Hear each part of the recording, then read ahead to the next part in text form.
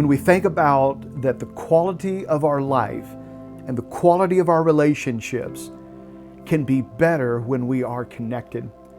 I want you to think about what hinders us from a strong connection.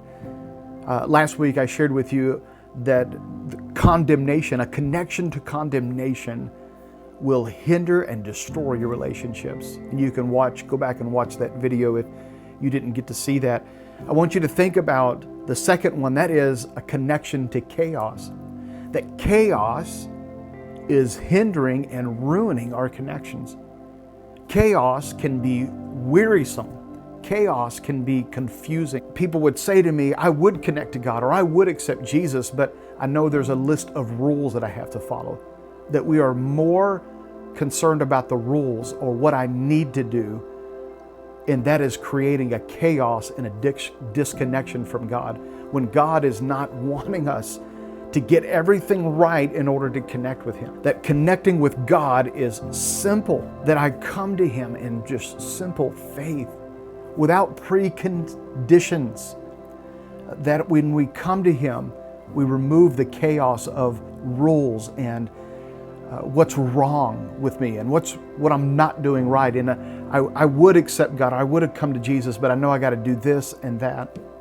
Or maybe what is wrong, we're so focused on what is wrong in our relationships that it is creating chaos and a disconnection. Listen, chaos will weary you. There's one thing about our culture today, we are on information overload. We've got books and podcasts and all kinds of information just coming at us. We've got people, too many voices telling us what to do and telling us what we should be doing, and it will weary us. That is so chaotic that even Jesus experienced some of that chaos of having to perform and having to do and how to connect to this person and how to perform a miracle over here and how to help this person that's struggling over here, that even Jesus had to pull away from some of that chaos. That if the Son of God had to pull away from the chaos in order to get peace in His life, so that He could re-engage again. So I say to you that the reason why Jesus was so good at connecting with other people is because He had a strong connection with His Father. That He would, on purpose and intentionally, get away. I'm going to tell you one big reason. It was the Father's voice that spoke into His heart and His soul that allowed the chaos to dissipate. Jesus is not the author of chaos. He's not the author of confusion. And if our relationships have chaos and they're causing confusion, we need to consider, are we connecting to the right source, to the right voice? Are we pulling away like Jesus did? In fact, Jesus is the one who brings peace to our chaos. Remember in Mark chapter 4, verse 39, when the storm came and He's in the boat asleep, the Bible says He woke up, He rebuked the winds and the waves, and He said to the storm, quiet. And all of a sudden, a great calm, peace came in the middle of the storm. You know what Jesus does when we connect to Him? I'm going to tell you, He will create a peace in your heart. He will remove and dissipate all of the confusing and chaotic things in your life.